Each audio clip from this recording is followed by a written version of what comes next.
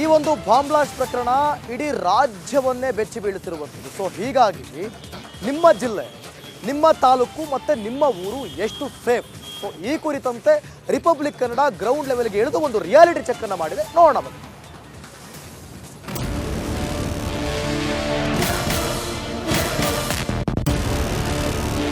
ಈಗ ನಾನು ಕ್ರಾಂತಿವೀರ Sangolli Rayanna railway gate ಮುಂಭಾಗದಲ್ಲಿದ್ದೇನೆ.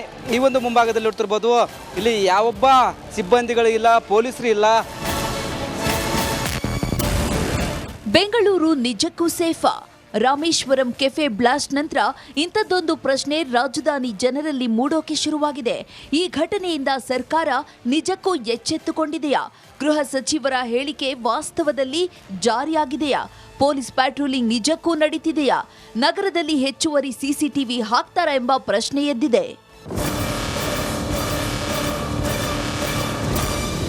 Railway ನಿಲ್ದಾಣ, ಬಸ್ ನಿಲ್ದಾಣ, ಸಾರ್ವಜನಿಕ ಸ್ಥಳಗಳಲ್ಲಿ ಸೆಕ್ಯುರಿಟಿ ಹೇಗಿದೆ ಅನ್ನೋದರ ಕುರಿತು ರಿಪಬ್ಲಿಕ್ ಕನ್ನಡ ರಿಯಾಲಿಟಿ ಚೆಕ್ ನಡೆಸಿದೆ.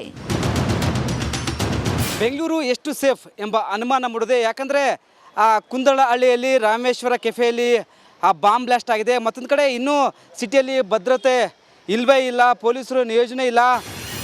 ಉತ್ತರದ ಬೀದರ್ನಿಂದ ಹಿಡಿದು ದಕ್ಷಿಣದ ಮೈಸೂರಿನವರೆಗೂ ಭದ್ರತಾ ವ್ಯವಸ್ಥೆ ಮೇಲೆ ನಿಗಾ ವಹಿಸಬೇಕಾಗಿದೆ. ಸಾರ್ವಜನಿಕ ಪ್ರದೇಶಗಳಲ್ಲಿ ಪೊಲೀಸರು ಎಷ್ಟರ ಮಟ್ಟಿಗೆ ಅಲರ್ಟ್ ಆಗಿರ್ತಾರೆ ಎಂಬುದನ್ನ ತೆರೆದಿಡುವ ಕಾರ್ಯವನ್ನ ರಿಪಬ್ಲಿಕ್ ಕನ್ನಡ ಮಾಡುತ್ತಿದೆ. ಬೆಂಗಳೂರಿನ ರಾಮೇಶ್ವರಂ ಕಫೆಯಲ್ಲಿನ ಬ್ಲಾಸ್ಟ್ ಪ್ರಕರಣದ ಬಳಿಕ ಜನನಿಬಿಡ ಪ್ರದೇಶದಲ್ಲಿ ಪೊಲೀಸ್ ಇಲಾಖೆ ಯಾವ ರೀತಿಯಾದಂಥ ಮುಂಜಾಗ್ರತಾ ಕ್ರಮಗಳನ್ನು ಕೈಗೊಳ್ತಾ ಇದೆ ಅನ್ನೋದ್ರ ಬಗ್ಗೆ ನಿಮ್ಮ ರಿಪಬ್ಲಿಕ್ ಕನ್ನಡ ಇದೀಗ ರಿಯಾಲಿಟಿ ಚೆಕ್ಕನ್ನು ನಡೆಸ್ತಾ ಇರುವಂಥದ್ದು. ಕಲಬುರಗಿಯ ರೈಲ್ವೆ ನಿಲ್ದಾಣದಲ್ಲಿ ಇದೀಗ ನಾನಿರುವಂಥದ್ದು. ಅಂದರೆ ಇಲ್ಲಿ ಯಾವ ರೀತಿಯಾದಂಥ ಮುಂಜಾಗ್ರತಾ ಕ್ರಮಗಳನ್ನು ಕೈಗೊಳ್ತಾ ಇದ್ದಾರೆ ಅನ್ನುವಂಥದ್ದನ್ನು ಪರಿಶೀಲನೆಯನ್ನು ಮಾಡ್ತಾ ಇರುವಂಥದ್ದು. Bureau report, republic Kannada. ಇನ್ನು ನಿಮ್ಮ